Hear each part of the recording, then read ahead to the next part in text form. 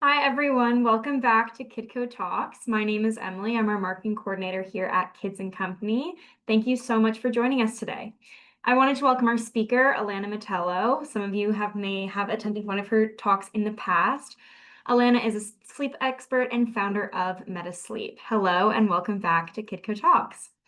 During today's talk, we're going to explore the powerful benefits of your baby's growth and development, how much sleep is really needed, and what realistic schedules can look like at each stage. You will learn practical tips and help you create and maintain healthy sleep routines that work for your family. Webinar participants, we do have the Q&A function open. It is anonymous, so feel free to leave any questions you have throughout the talk, and I'll be here to facilitate that as we go. If there is additional time at the end, we'll go over those Q&As together. So, Alana, over to you. Hello, thank you so much for having me. I'm really excited to be here. And thank you to all of you who have, taken time out of your day to join us to learn all about sleep and how we can lay those, wonderful foundations for our families so that we can all reclaim the sleep that we know and love. Okay, so yes, you are in the right place if you are, here to learn all about sleep. And so I'm really excited to talk about the foundations that we can implement for our families to have healthy sleep habits. Just a little bit about me. My name is Alana Metallo. I am the founder of MetaSleep Consulting. I landed, in this profession because I have three children of my own. And at 6 months of age with our first daughter, we were struggling with sleep. And my daughter was using a pacifier, and I was in her room multiple times a night, popping it back in and really working hard to get her back to sleep, only to get back to my room, fall asleep, and she was awake again. And this really took a toll on my mental health. And finally, we decided to hire a sleep consultant who changed our lives forever, and which has allowed me to develop this passion for sleep. And that's why I'm on the other side of the screen, teaching you all about sleep. I have over 25 years now of experience in education, from early childhood all the way to working with teens. I'm an elementary school teacher who has taken a leave from teaching, actually. This will be my second year on a leave, as I have decided that sleep is my true passion, and helping families reclaim rest in their homes is where I would like to be spending my time. And this also gives me the flexibility to spend more time with my children, who are now 5, 10, and 12. So today, these are some of the things we're going to be chatting about.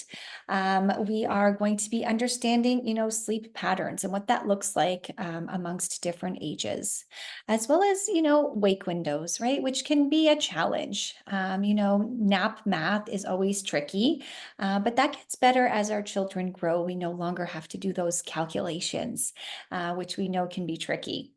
We'll look at, timings and sleepy cues, as well as, creating an ideal sleep environment. It's really important to have a sleep space that's conducive to sleep, and we'll dive into what that looks like. As well as safe sleep practices. We do want to make sure that our littlest loves are in the best care while they're sleeping. And while we do know that when we are so tired, we can kind of change the environment that our children are sleeping in, we do want to make sure whatever capacity that we're putting our children to sleep in, that it is safe for them. We'll look at nap and bedtime routines, as well as some common sleep challenges and some strategies that you'll be able to put into place so that you can get sleep happening in your home. And a very common thing that I want to chat about is that correlation between sleep and feeding. We've all been there, including myself, and we'll talk about what that looks like and how we can shift away from feeding to sleep. And, at the very end, we will have a question and answer period where I will answer as many questions as possible so that you can get the answers that you're looking for.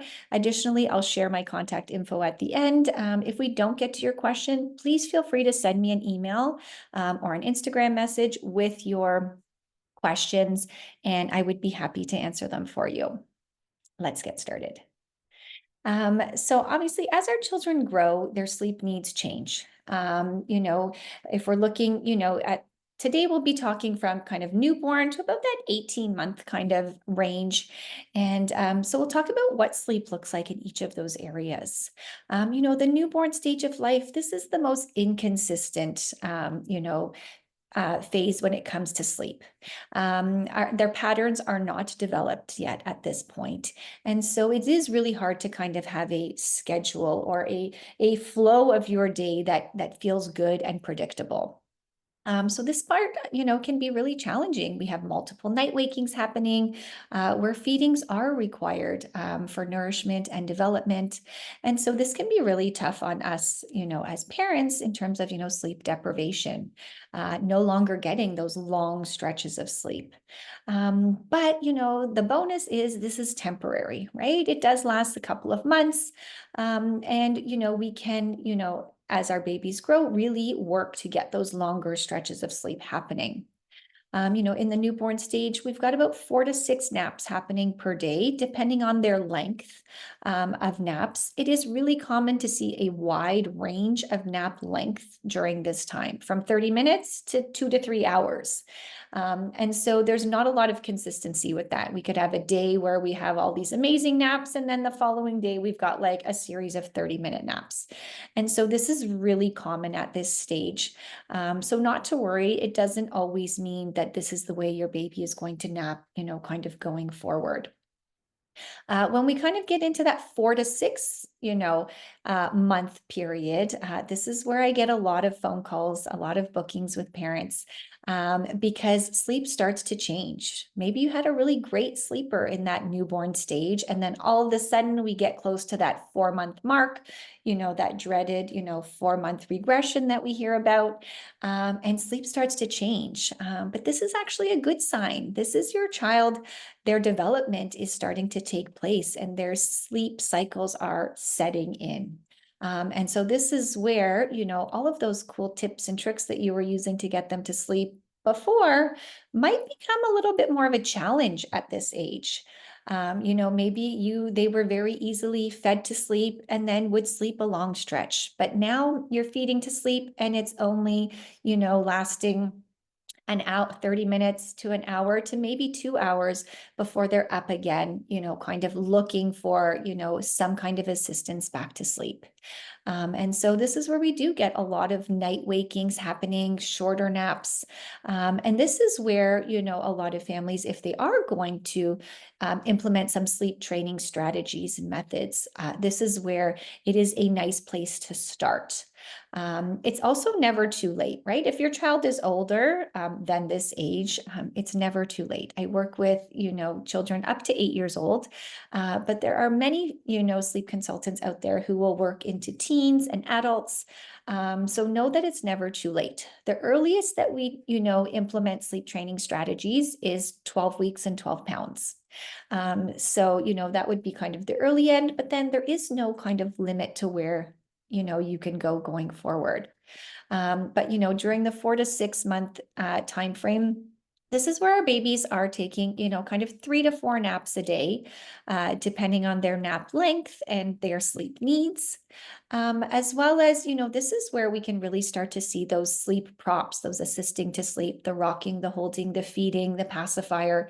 This is where those props that were really effective in the newborn stage become a little bit more of a challenge. It takes a lot longer for them to maybe, become effective. And if they are effective, it means that it's working short term. And then our children are, waking multiple times throughout the night afterwards.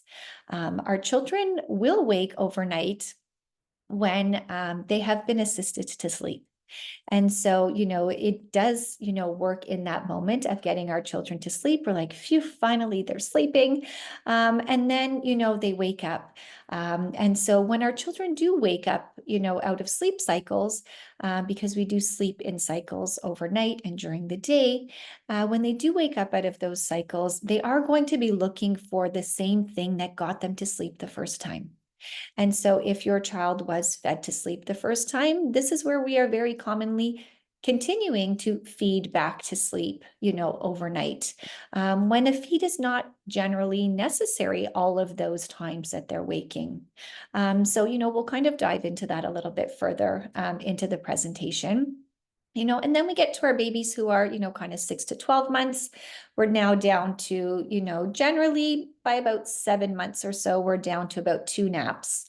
But, this can fluctuate based on your baby's needs and that. We can see sleep, start to change as well because your baby does have developmental milestones that they're achieving, which is amazing.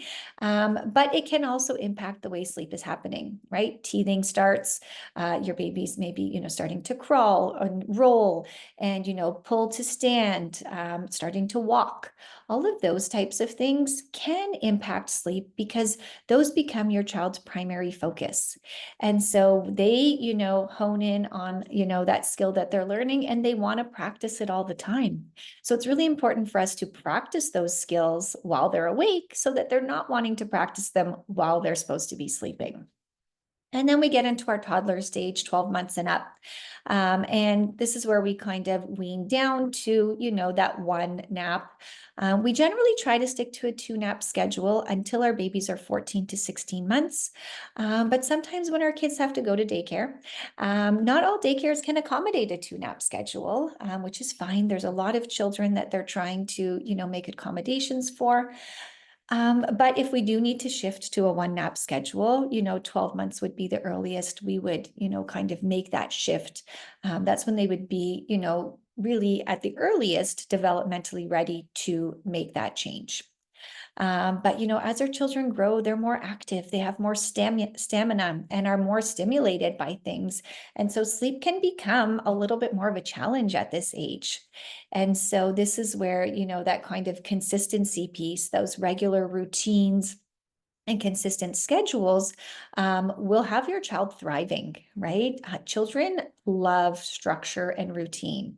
And so this is what kind of eliminates the crying piece, is when our children know what's going to happen and when it's going to happen.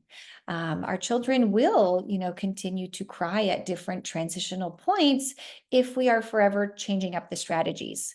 And this is what we do as parents who are trying to figure out what I need to change in my life to get sleep happening. So we'll talk about that. Wake windows and nap schedules and things like that are always, kind of a hot topic. And they honestly really vary.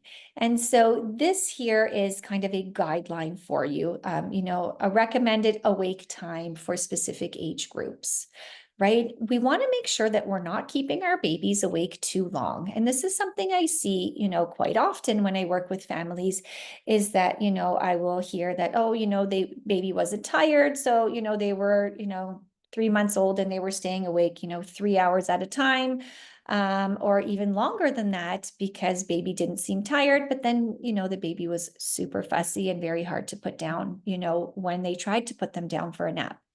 And that's because we've kind of reached the point of no return. If we keep our newborn babies awake longer than, 45 to 90 minutes, they're going to be overtired. And it is really hard for an overtired body to settle. And so we want to make sure we are, capitalizing on that sweet spot for sleep, at each developmental stage. And there really is a sweet spot, a spot that is perfect to put your child down. And so, yes, we do want to take, cues from our baby, but in the initial stages, before the age of 1, we do still want to be mindful of the clock. That is, really important for them. So we make sure we're not overstretching them. An overtired baby will sleep less. They will sleep in shorter spurts and they will wake multiple times overnight and have early morning rising. There is the saying, sleep gets sleep. If we put our babies down at the right time, I promise you, they will sleep longer. And, I see this in my own home, when I put even my 5-year-old down. If I overstretch her because she's got big sisters and, it's summertime and this is what we do, is, we want to go out and enjoy all of the things. But if I overstretch her too many days in a row, I'm going to see the result of that. And that looks like a lot of tantruming, a lot of fussiness, irritability. And that is, kind of my sign to be like, hang on a second, I've overstretched too much, right? It's fine to do it, here and there, but when we're doing it day after day after day, our babies' bodies can't handle it. And so we want to make sure we're being mindful of this, when we are planning our days. So, you can always take a screenshot of this and, make sure that you're just kind of falling within this kind of range of time, for the specific age group of your child or children in your home. As well as we want to also take into account our total sleep needs in a 24-hour period.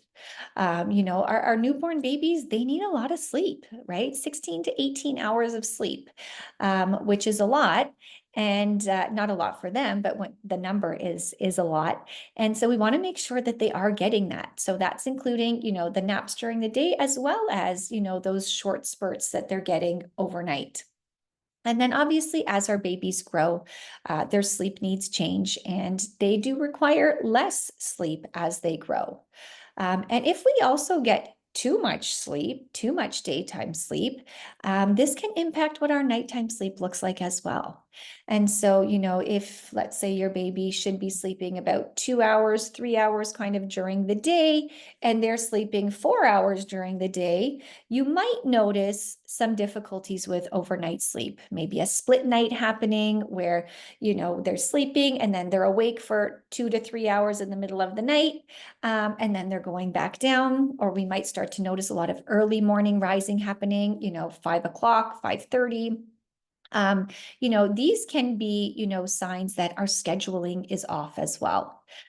So we do want to kind of keep that in mind. And when our baby's awake, we do have to build what I have at the bottom here, sleep pressure, right? That drive for sleep.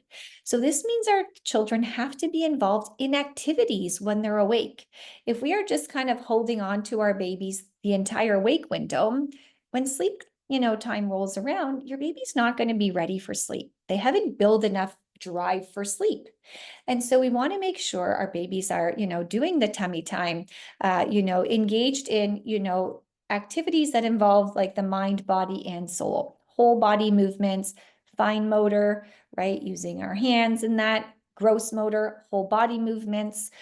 It's really important to have those variety of activities in your awake time so that your child builds that drive for sleep. Because when we've had a lazy day or been kind of carried around or just kind of like sitting on the couch kind of thing, and we all have lazy days. It's not to say don't have a lazy day, but when we have them repeatedly, our children, you might notice them having some struggles with sleep. So, we just want to kind of keep that in mind as well. Here are some sample schedules for children who are on 4 naps, 3 naps, and 2 naps. And at the bottom, it gives you kind of the age range that we typically see the amount of naps happening. So typically 3 to 4 months, we still see, 4 naps happening. And the thing we do like to pay attention to is not so much like not every baby is going to wake at 6:30 in the morning. It's common for our babies to wake anytime between 6 and 7 a.m. 6 o'clock is the earliest we ever want to start our day. If your baby's waking up earlier than that and you're starting your day at 5:30 every day or 5 a.m. every day, we're going to be programming their body to be waking up at this time. Right? So we do want to try and keep our babies in their sleep space, in their crib or pack and play or bassinet, until at least 6 a.m. each day. And so, these kind of schedules here are samples, but we want to pay attention to the awake time. So, if your child woke at a different time, if they woke up at 7, this is what we want to focus on. We want our child to be awake for about an hour and a half before we put them down for their first nap. And then we generally look for a nap that's about an hour to an hour and a half long. Naps that are shorter than that are called short naps. And those are really common to see when we've put our baby down at a time that didn't work for them. We either overstretched them, they weren't tired enough, or they were assisted to sleep. And so when they've come out of that sleep cycle, which is typically about 30 minutes, they're looking for that same, kind of tool to get them back to sleep, whether it was rocking or holding or feeding or the motion of a stroller or being in a carrier. They're always going to be looking for whatever it was that got them to sleep the first time. And so when we do have a short nap, which is really common to see, we want to give them time to try and reconnect their sleep cycles. And so how we can do that is by waiting. And waiting is really tough. And, it's our natural instinct that as soon as we hear our child, we rush over and we do all of the things. And quite often we enter too soon and we have ended the sleep period where it might not have been ended by them if we had just waited. And so waiting is a really important piece because that allows your child the opportunity to practice the skill of independent sleep. And so we generally wait anywhere from 10 to 15 minutes. And I know that can feel really long because it is long. But set a timer for yourself so that you can hold yourself accountable. And the reason why we wait, kind of this time frame is because it does take our children a little bit of time to feel safe and secure in their sleep space and to really work on trying to reconnect those cycles. And so the time is of the essence here. And so typically babies who are going to reconnect their sleep cycles, it happens between that 10 and 15-minute window. So if your baby woke from a short nap and you were right in there as soon as you heard some sounds happening, they never had the opportunity to extend their nap. So we want to give them some time. We want to make sure that those noises aren't them just trying to work on reconnecting their cycles, right? Babies are loud. They grunt, they whine, they cry when they're connecting sleep cycles. And that's not always our cue to go in and do something, right? We want to make sure we're entering with a purpose.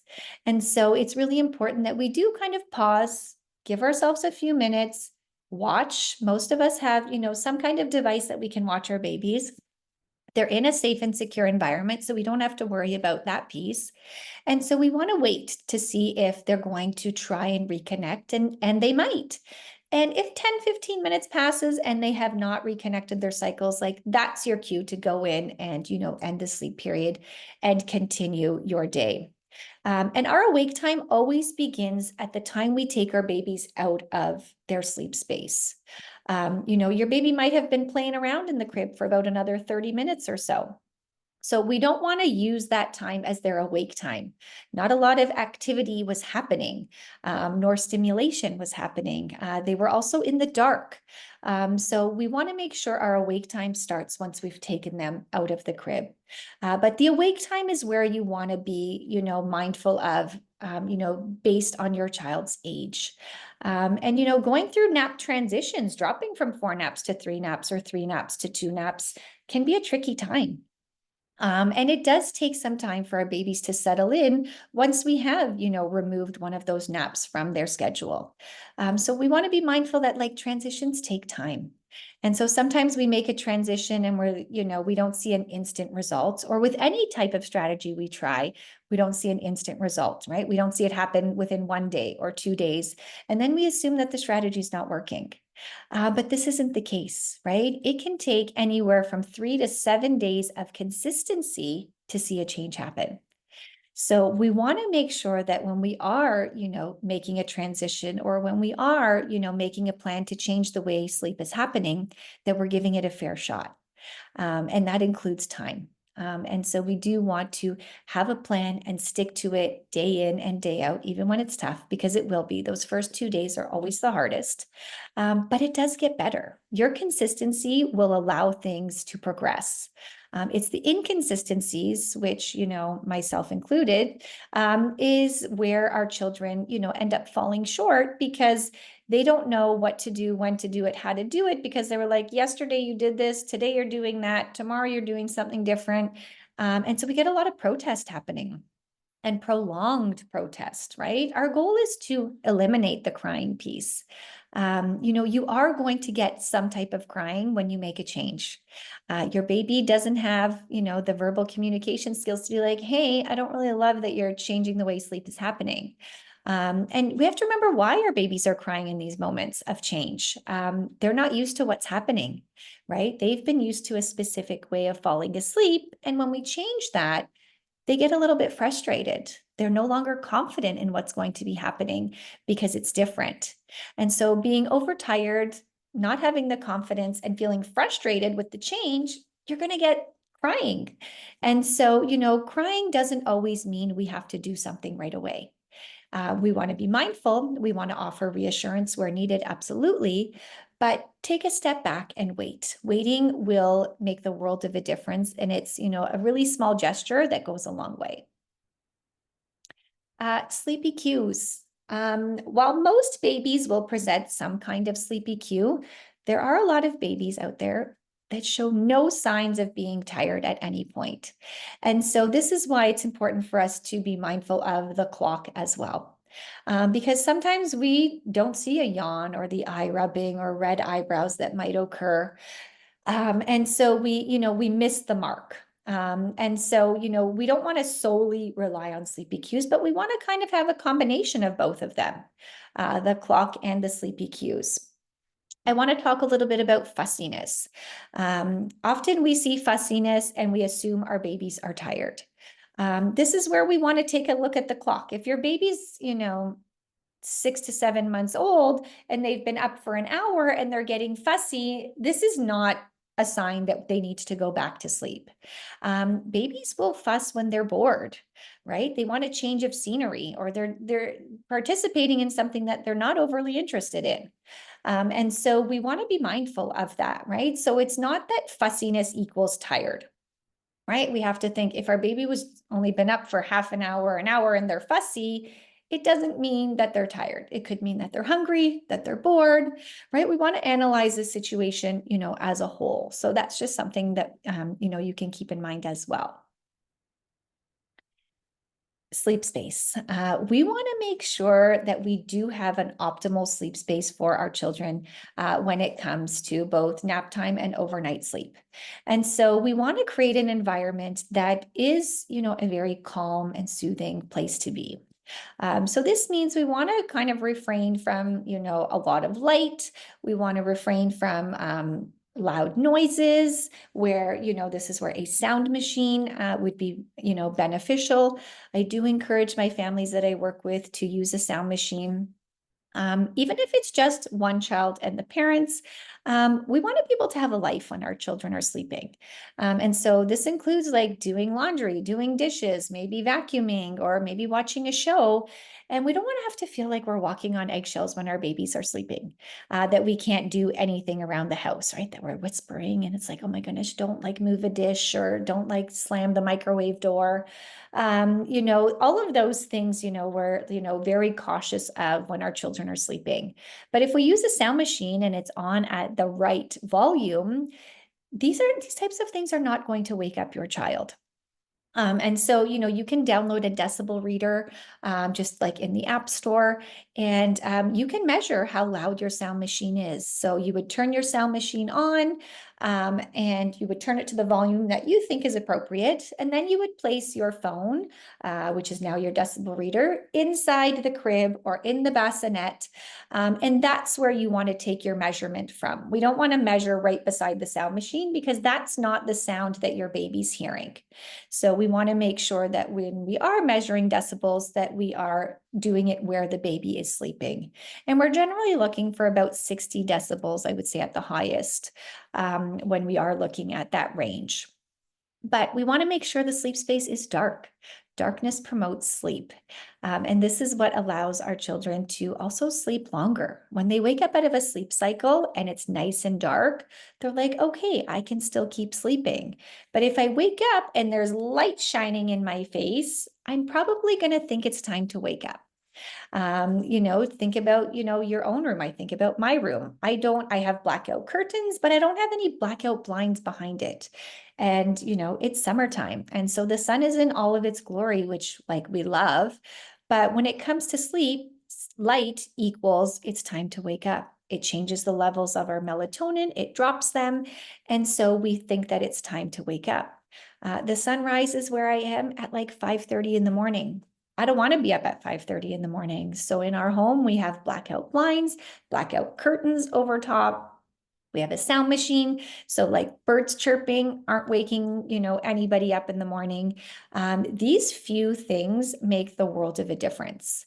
And we want to especially make sure for daytime sleep that we have these things in place when we're having a nap at home. Naps on the go are a different, story, but when we are at home, we want to have that conducive sleep space. If I tried to just go lay down on my bed, in the sunlight to take a nap during the day, it would be a little harder for me to do that. But if I closed everything up, made sure the lights were off and everything was calm and cool, it would be a better environment to, induce sleep. We also want to make sure that we are putting our children to sleep in their own sleep space, a safe sleep. Oh my goodness, safe sleep space. And so, a bassinet, a crib, a pack and play. We'll talk about safe sleep in just a moment. And we want to make sure the temperature of the room is, at an appropriate one. I mean, here it's in Celsius, you might be in Fahrenheit. And to be honest, I don't know how to do the conversion. I should have done it beforehand, but 20 to 22 degrees Celsius is a very comfortable temperature for a room to be. We want to make sure the room is not too hot. Overheating can cause difficulty with breathing and a lot of sweating. And so we want to make sure that our children's rooms are not too hot. And we'll talk about ways to dress your baby as well. And so also using a sleep sack. Even in those warmer months like we're in now, we still want to use a sleep sack. You can use it on the lowest rating, the TOG rating, which would be a 0.5. And so a sleep sack is not only, used to keep our children, warm and cozy when they're sleeping, but it's also used as a sleep association. It signals that sleep is coming. So we want to use a sleep sack for both daytime sleep and nighttime sleep. Stay consistent with using it. And we use a sleep sack with our children until they're transitioned to a bed. So as long as your child, is in a crib, then we want to continue using that sleep sack. And especially as our children start to grow, we generally, wait to transition to a bed till closer to the age of 3. And so, keeping that sleep sack on helps them from lifting up their leg to try and hop over the crib. And so, sleep sacks have, a multiple reasons on why we should use them, when it comes to sleep. And always putting our babies down on their back. And the key is to put them down alert and awake, which most of us are, not doing. And that's a hard thing to do. And so, especially if we are used to, rocking our baby to sleep or holding them to sleep or, feeding them to sleep, when they're going into their crib, this is where, sometimes we've done all this work to get them to sleep and then we go to put them down and there their eyes are, taking a look at us and then we're starting the whole process all over again. And this can be exhausting. I've been there. But when we put our children down alert and awake, this way they can see exactly what's happening. Doesn't mean they're going to love it in the very beginning. You're going to get crying in the beginning. Absolutely. You're making a change. But the more practice your child has with going down alert and awake, the more confident they're going to be when it comes to doing this. So this is just the ABCs of safe sleep. We really want to make sure that our babies are sleeping in their own sleep space. You can absolutely room share with them, but we want them to be alone when they're sleeping. And I'll just, kind of read here that babies should be alone, without other people or pets or objects in their sleeping area. Being in this field, I do hear, unfortunately, the downsides of unsafe sleep practices. And there are a lot of them. We don't hear about it a lot. And so, we just go about our day. But there are, many babies who unfortunately lose their lives to unsafe sleep practices. And so we do want to make sure that they do have somewhere safe and secure to sleep, something that is flat and firm and unobstructed by people, stuffed animals, pillows, blankets. We want to reduce any risk of suffocation, especially, in those younger babies as well. We always want to put our babies down to sleep on their back. If your baby's rolling and rolls to their tummy, Totally safe for them to sleep that way. But until they have that skill of rolling and moving to a position that they're comfortable with, we always put them to sleep on their back. This leads to, open airways and nothing can be obstructed. As well as I know it can be super convenient to put your baby to sleep in the swing. I did it as a first-time mom. That was the first thing my husband and I did when we brought the baby home. We put her in the swing and she slept and we were like, wow, this is great. Until I learned that, that scrunching of the body can obstruct the airway and limit the airflow. And, I don't want to be in that situation and I don't want you to be in that situation. So, I encourage you, when you're at home to have your baby, sleeping in a flat surface on their back, in a crib, a bassinet, a pack and play, so that we can make sure they're in the safest position possible. Just like I had mentioned before, we want to, here's Fahrenheit for all of my friends that are using Fahrenheit. We want to make sure we're dressing our babies appropriately for sleep. We don't want them to overheat. And we also don't want our babies to be cold overnight either. And so honestly, it's really household dependent, right? Even in my own house, each room seems to be its own temperature. So we dress our family in accordance to the temperature of their room. And so here's just kind of a guideline for you. You can take like a screenshot of it so that you can, look at what would be best for your sleep environment. When it comes to nap time, this is where we want to also make sure we have a nap time routine in place. We want to make sure that we are doing the same things each and every day before nap time that teaches our child that nap is going to be coming. Just like when your child is at daycare, they have a routine in place before sleep happens. And so we want to do, similar things at home. Nap time routines don't have to be anything fancy. Mine was never fancy. It was very much changing the diaper, putting a sleep sack on, into the crib, alert and awake. Some families like to sing a song or have a book, with their nap time routine. You will notice at the bottom, it says wake, eat, play, sleep. And so when it comes to feeding, we want to feed our babies when they wake up. I know many of us, myself included, got into that routine of feeding to sleep, feeding every time they were going to sleep. But in order to remove that association of feeding to sleep, we have to change when we're feeding. We want to make sure when our babies wake up in the morning, that's when we're feeding. After their first nap, that's when we're feeding. Second nap, feeding. Third nap, feeding. And so always feeding, after the nap. As our babies grow and they're awake longer, sometimes we get 2 feeds happening in between a sleep period. No problem. We just want to make sure we're keeping feeds at least 20 minutes away from a sleep period so our babies are not drowsy when they're going down. Drowsy but awake isn't a thing. It doesn't work. And if it does work, it's very temporary. So we want to make sure our babies are going down completely alert and awake, and that we're keeping the feeds at the awake time of our cycle. And that will help your child to, learn to go down independently without relying on that feed.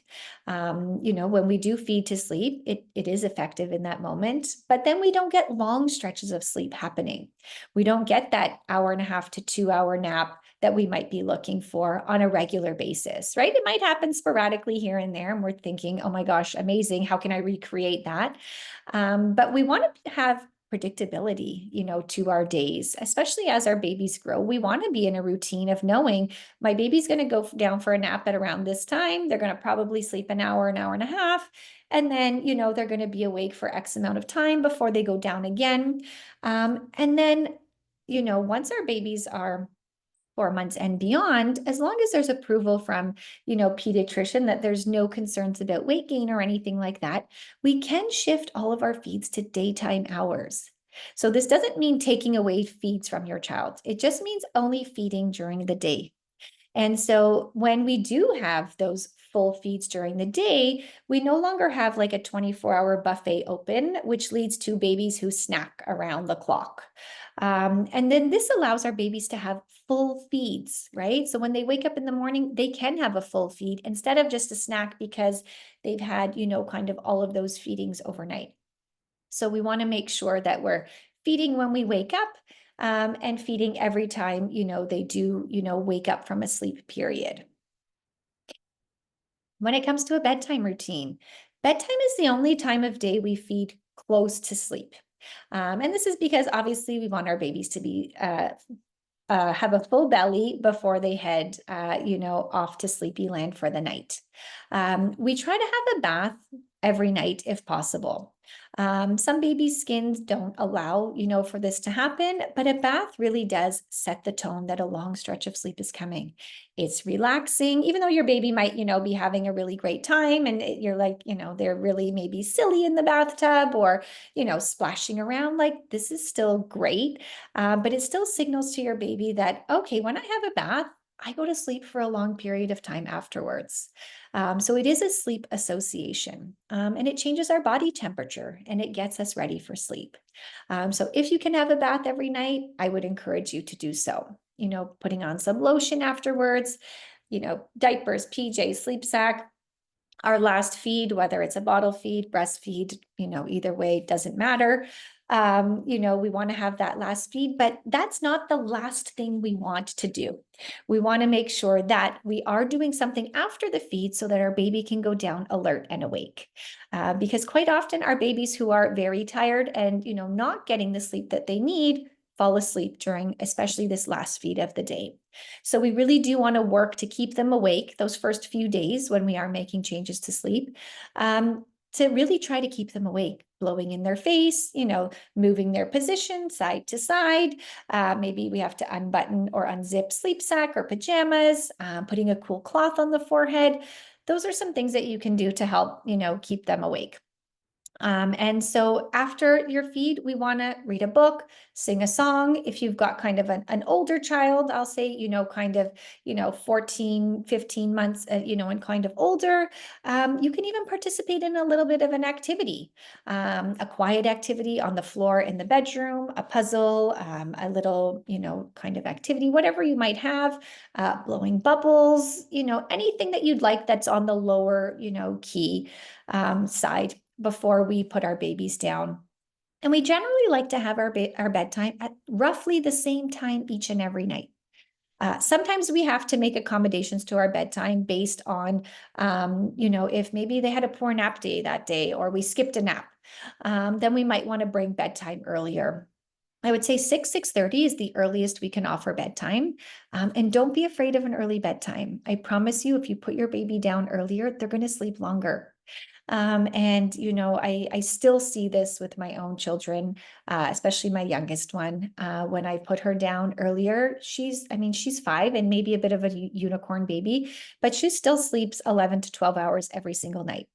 And when she doesn't, we see the consequences of it. And so we really try where we can. But, summer months, we're out enjoying ourselves. We're going to the park after dinner. We're going to get ice cream with friends and things like that. And so, yeah, does this push bedtime? It does. But I try not to do it every single day of the week. I might do it 2 days in a row and then not do it for a few days. And then, do it for a day and then not do it for a day. Right. So it's really about, we want to have think 80% consistency, 20% flexibility, right? So, out of 7 days in a week, if you're consistent, 4 to 5 days in a week, like that's amazing. And then, we have some leeway, right? But first, we have to get our children to a really good place when it comes to sleep before we get that flexibility. So we've got to put in the work beforehand. Just quickly, some common sleep challenges that you might see. Newborns, we get that day-night confusion. And we really just want to make sure we're exposing them to natural light during the day and, keeping things dark at nighttime so we can, program their body to that day and night exposure. Short naps, which I spoke about earlier. Short naps are super common, at the beginning stages. But, once our baby's sleep cycles have settled in and we have, really worked on that independent sleep piece, their naps are going to be amazing. And you'll be able to get stuff done, right? That was my biggest thing. Those 30-minute naps were doing nothing for me. I couldn't do anything. By the time I did all that work to get her to sleep, and then I finally got her to sleep and I got downstairs and threw a load of laundry in and maybe went to the washroom, she was awake again. And so, we can get longer naps happening if We teach our children to be comfortable and confident in their sleep space, go down alert and awake, and really practice waiting when they have had short periods of sleep. Frequent night wakings, right? We see this all the time. I'm sure you see it in your own home. And so we want to recognize, like, why is our child waking overnight? There's always a reason. And so, most commonly it is as our babies are growing, those things that are getting them to sleep is what's causing them to wake overnight. If I rocked, my baby to sleep, she's going to wake up shortly after. And then I'm going to be back in there rocking her back to sleep. And then 2 hours later, I'm going to be back in there rocking her back to sleep because she doesn't know how to get back to sleep by herself. Because, every time she wakes, I'm showing up and doing the work for her. And so something kind of nice to remember is that it's our baby's job to do the sleeping, and it's our job as parents to provide a safe and secure environment to do so. So we often think it's our job to get our babies to sleep, but it's not. We're there to provide the reassurance piece, to provide that comfort. But if we're continuously doing all the work, then our babies never learn the skill. Think about, when I can use my children as an example, tying your shoes. We're always in a hurry here. We're a family of 3 kids, and I'm always tying the shoelaces. And then my daughter goes to school and it's recess and all her friends know how to tie their shoes. And there's my daughter, she doesn't know how to tie her shoes. Why? Because her mother always tied her shoes for her. Or we resorted to Velcro shoes, so there was zero tying happening, right? But if I don't spend the time teaching my daughter how to tie her shoes and then giving her the space to practice tying her shoes, she's never going to learn, right? Just like riding a bike, right? We have to teach our children the skills of riding the bike. We have to give them the space to practice riding the bike, right? We're right there with them. We can still, be supportive and teach a skill at the same time. So we want to think about this the same way when it comes to sleep, right? It's no different. It is a skill that needs to be taught to most babies. And so, we often just think, well, it's good, it's a phase, it's going to pass, and don't worry, they'll learn. Very few babies learn just by themselves. They do need some kind of foundation set up for them. And so, at the end of the day, if the way sleep is happening in your home is working for you, you don't need to change anything, right? I'm not here to tell you you have to change anything in your home if it's working for you, right? If it's not broken, don't fix it. If you're happy with the way things are going, then you do you, right? What works in your home might not work in somebody else's home, and that's okay. And so we have to remember that we have to do what feels good for us. Sometimes making change doesn't feel good initially, but once we do it, we're like, oh my gosh, like, why didn't I do this sooner? Because it allows us to, get out of that sleep deprivation stage, which we often get trapped in. And so, that's what happened to me. I was sleep deprived for 6 months, and, maybe some of you have been sleep deprived longer than that. But the impacts of sleep deprivation on your body are huge. I probably should have included that slide at the beginning. I do in some of my presentations and I didn't here. But, increased heart rate, increase in diabetes with people with sleep deprivation, hallucinations, anxiety, depression. All of those things are, magnified when we're sleep deprived. So, I mean, obviously we want our children to sleep well because they need that for their growth and development, but we also need it to be able to show up as the best parent possible. Regressions, just quickly. Regressions are, I feel like they also, get a bad rap. We're always like so afraid of the next regression. But a regression is actually a progression. Your child is learning a new skill. And yes, learning new skills can take up a lot of brain space in your baby.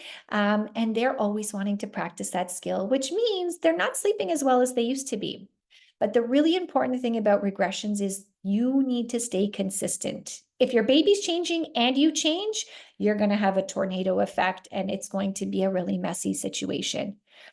But if your baby's changing and you're acknowledging why they're changing in this time, oh, look, the tooth is erupting. Okay. Or, oh, they're learning how to roll. This is probably why, sleep has changed, or they're learning how to, crawl. That could be another reason impacting sleep. But that just means we need to practice those skills, right? So we want to practice those skills during their awake time so that they're not practicing them at sleep times.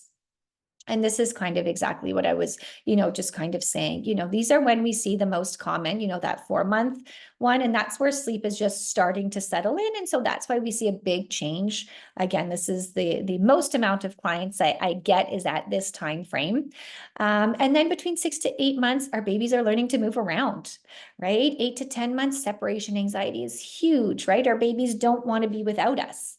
And then 12 months, our babies are, although they're only a year old, they think, they found their place in the world. They're more independent. And if we don't give them that independence, we can see, kind of the repercussions of that. So stay consistent, keep your bedtimes and everything the same, even though they're changing, still offer sleep at the exact same times every day. If you stay consistent, it will pass. If you are inconsistent, it's going to lead to, some other challenges, and it's going to lead to a lot of frustration on everybody's end. I kind of spoke about this before, and I'm kind of trying to be mindful of the time now that I'm seeing it's 12:52. But, feeding to sleep is something a majority of us either still do or have done at some point. The only thing with feeding to sleep is our babies become reliant on it. And so we want to make sure that, we're obviously feeding our babies, but we're just shifting when we're feeding them. And so feeding to sleep can lead to those habitual night wakings, those night wakings that happen every night around the exact same time. Those are habitual. If your baby's waking up at 12 o'clock and 2 o'clock and, whatever it is, and 4:30, generally around that same time frame every night, it's a habit. It's not hunger. And so if your baby is feeding well during the day, they're not going to be hungry overnight. And so, this is why, shifting our feeds to daytime hours will make sure the full feeds are happening. And so we do, have to take that leap of making that change to see it happen. And so, we want to have, independent, sleep skills as well. And so, this means learning to fall asleep, without the feed. And so, we can still offer reassurance to our children who are upset in these moments of change, right? Reassurance is, rubbing their chest, rubbing their back, stroking their head, all of those types of things, remind our babies that we're still there for them. I love you. I'm here for you. Even though changes are happening, it's okay. I'm here to help you through them. And, doing this, kind of gentle shift will help your nighttime sleep. Just a few supportive strategies to kind of, before we wrap up here, we want to have a calming bedtime routine. Have a routine every single night. Obviously some nights are going to look different. If you have an event in your home a little later, that's okay. But on the regular, we want to have a routine in place: the bath, massage, the diapers, the sleep sack, the last feed. If you're still doing a feed at bedtime, depending on the age of your child, some quiet story time, some cuddles. I still cuddle with, my 5-year-old at bedtime, and sometimes my big kids if they'll let me. But that's like our favorite time of day, right? We have a bath and that jammies on, we read a book, and then we cuddle, we turn off the lights, and she's older, so we can chat. We talk about our day. We talk about what the next day is going to look like. And, I stay with her, she knows it's about a minute or two, and then I'm out. And so we also want to observe and be mindful of like our baby's developmental capabilities. We can't just overstretch our babies just because we want to. We have to be mindful of what works for them. Right. And so we want to make sure we're not overstretching them. Overstretching leads to overtiredness, which leads to a slew of, a lot of temper tantrums and a lot of fussing and crying before sleep periods. So we want to be mindful, of that piece. And like I mentioned before, allow your baby a little bit of time and space. I promise you that will be a game changer for you. Hard in the beginning, but start with smaller increments, start with, 3 to 4 minutes, then work up to 5 to 6 minutes, and then, work your way up, I would say, to a maximum of 10 minutes. But, start small. Do that for a few days and then slowly increase, even if you're just adding on a minute each day. right? It's not a race, right? We don't have to like sprint to get there. You can if you want, but you don't have to, right? You can take gradual approaches to things and still be successful. We want to provide, support through gentle touches, like I was saying, a key phrase, saying the same thing each and every time, so that our babies become familiar with it. And, we want to try and offer the support while they're in their sleep space.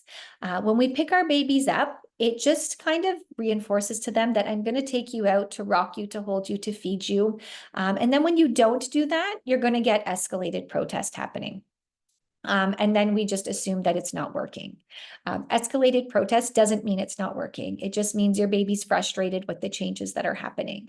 And so, try and offer the support while they're in their sleep space, unless they've gotten to a point where they are super upset. Nothing is kind of, calming them down. They're, maybe hyperventilating or anything like that. Then absolutely we want to pick them up and, calm them down before we put them down again. But know that when we do put them down again, they're going to cry again, because we are not doing the same things that we've always done. So, we want to just keep this in mind of why our babies are crying, in this moment. But the more consistent you are, the sooner that crying will stop, right? And so it's really important to, if you are going to make changes to sleep, you have to stick to it. Otherwise, it becomes confusing to baby, and it's not fair to them for us to do something and then change it and then change it and then change it. They thrive off of knowing what's going to happen next. And so, you can, try out some different strategies. There's a sitting in the room strategy where a parent can be present in the room while baby's falling asleep and work on gradually moving yourself farther and farther and farther away from the sleep space. You can look up these strategies because I know we're running out of time. But both of these are very effective strategies. A leave and check strategy, putting our babies down completely alert and awake, turning on the sound machine, lights out, and exiting the room, waiting for, anywhere from 5 to 10 minutes of consistent protest before re-entering the room, offering reassurance for about a minute or two, stepping back out and waiting again, and repeating, those actions until baby falls asleep. You won't be there all night, I promise you. I do this all the time. And if you stay consistent, they will absolutely fall asleep. But the longer you hang out in their room, the more stimulation it, provokes. And then we get more crying and longer, awake times happening. So like brief is good. And so we want to just kind of keep that in mind. If you are looking for, sleep support, I would love to help you. I do one-to-one coaching programs where I work with families for 2 weeks to restore sleep back into your home. And this is where, families thrive, because it's not that sleep training strategies are a secret. They're not. They're all over the internet, but it gets confusing with all of the information. One says this, one says that. And so that can be overwhelming on its own. Well, what do I take? What do I not? But my friend's doing this. My sister did that. It's a lot, right? And so when you like hone in and talk to somebody and we create a plan that's for you, things become a lot easier to work with. And then I'm there to, empower you and support you and coach you each and every day through that 2-week period. I also do like a power hour call, a 1-hour call where we can dive into a specific challenge that you have, and I can give you some feedback on strategies that you can implement. So this is a self-guided into your home, and you can kind of go from there and keep me updated on, what's happening. And there's my contact info for you. If you have any questions that maybe don't get answered today, or maybe you just didn't want to ask them here, feel free to send me an email, send me an Instagram message, and I would be happy to answer those for you.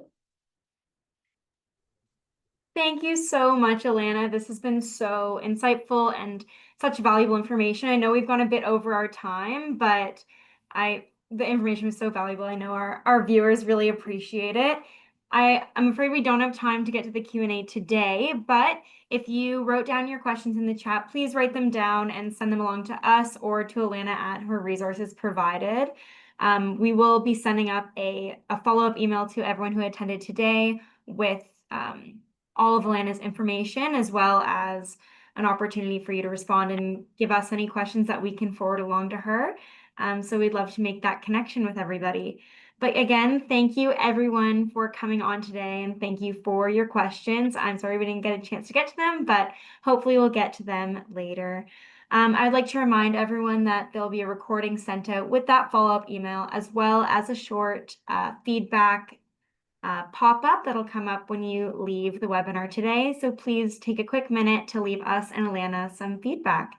Alana, thank you again so much. And we'll see everyone next month, hopefully on August 19th, for our next Kidco Talk on how to get your children to listen without nagging, yelling, or bribes by your transformed family. Thank you everyone for joining us today. Thank you. Have a great day.